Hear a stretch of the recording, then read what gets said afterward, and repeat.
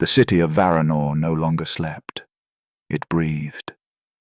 The towers pulsed faintly with red veins of light. The cobblestones shimmered under the rain like living flesh. From the harbor to the palace cliffs, the storm rolled endlessly, a bruised sky that never cleared. The streets were empty of laughter now, only the echoes of machinery, the shuffle of desperate feet, and the tolling of the watchguards' sirens. Though even the watchguards had changed. Their armor bore marks that glowed with the same dull blue as Kael's hand.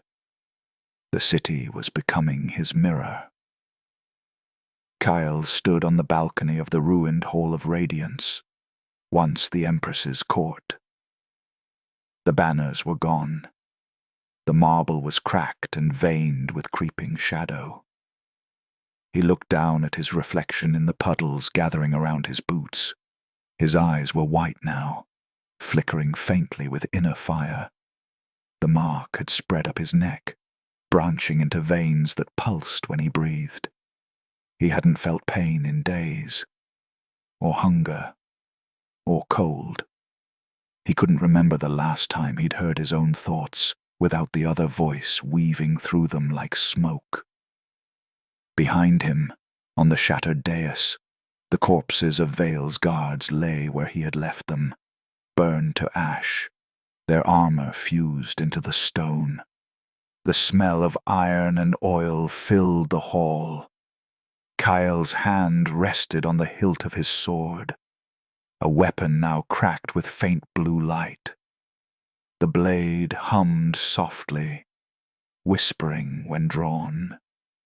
He looked toward the palace. The storm flashed, illuminating the spires where the Empress's daughter, now grown, had taken shelter. Surrounded by what remained of the loyalists she ruled now, or pretended to.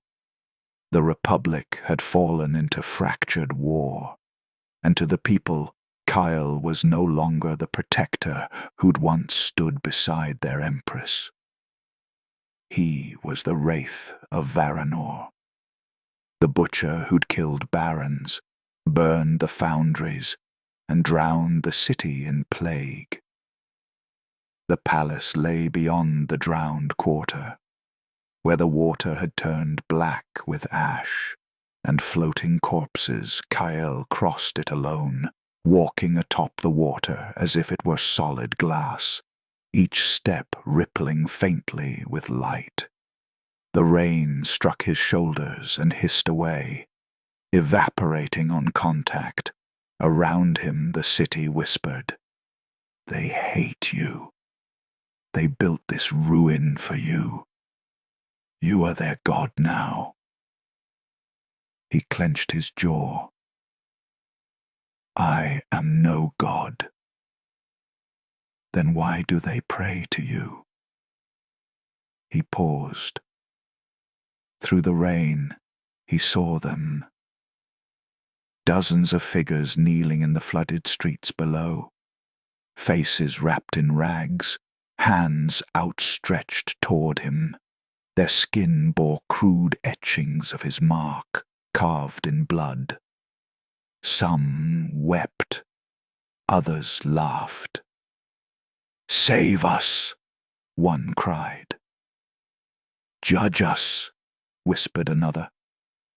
Kael turned away and kept walking, his reflection breaking apart in the black water beneath him.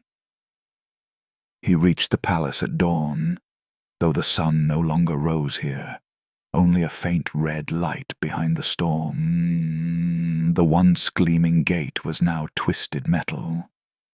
Inside, the marble halls were draped with sheets of fungus and black moss, the chandeliers broken and swaying gently in the wind. The air smelled of wet stone and smoke.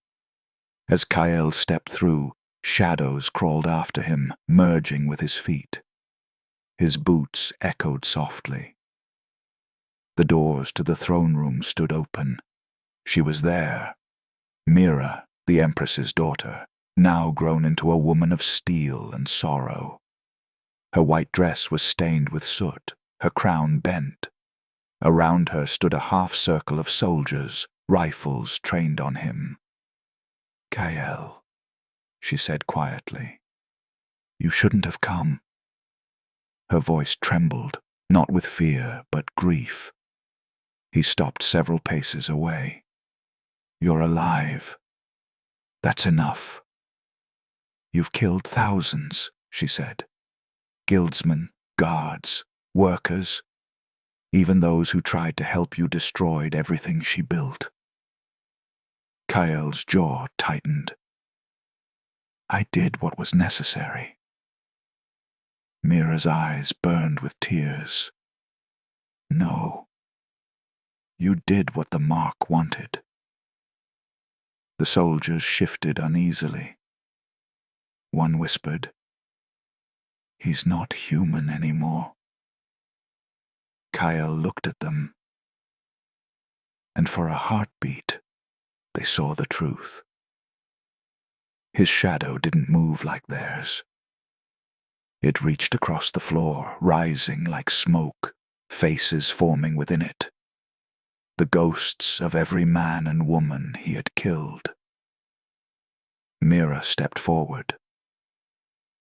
"If you ever loved her, if any part of you remembers who you were, end this." For a moment, the rain outside fell silent. Kael lowered his head. Then the voice, the one that had haunted him since the prison, since the drowning dream, spoke from the depths of his mind. "She doesn't understand. None of them do. They used you, betrayed you. Let them see the truth." Kael's eyes lifted, glowing bright white. "I tried to save this city," he whispered, "but maybe it doesn't deserve saving." The Mark erupted, black lightning crawling up the walls. The soldiers fired, but the bullets disintegrated mid-air. Shadows burst from the ground, silent and fluid, cutting through the room like knives through water. The throne cracked. The stained glass shattered, raining colorless shards into the storm. Mira fell to her knees, shielding her face as Kael advanced. His expression was unreadable, serene, distant. He raised his hand toward her. The Mark burned bright enough to light the entire hall. Then, silence. When the storm cleared, the city was quiet. The fires had gone out. The people awoke to find the palace still standing. The banners of the Republic burned away. The throne was empty, and the woman who had ruled them was gone. Vanished, her crown floating in the flooded steps below. From the towers came the whispers again. Some said the wraith had killed her. Others said he had vanished into the storm with her, that they had both become something else. In the weeks that followed, the Mark began appearing on others, faint at first, then spreading. The rats multiplied. The city's air grew heavy with static and light. Some worshipped the wraith as a god. Others cursed his name as the reason for their ruin. And in the heart of the drowned quarter, in the place where the light no longer reached, a single figure stood in the rain, cloaked, motionless, eyes faintly glowing. Kael looked up at the black sky. His reflection in the water smiled before he did. "They'll come for you," the voice said. "I know," Kael answered softly. "And when they do?" Kael's gaze turned toward the palace ruins. "Let them. I'll be waiting." Thunder rolled across the bay, echoing like the slow heartbeat of a dying god. The rain began again, gentle, endless. And in the distance, the city whispered his name like a prayer and a curse. "Kael."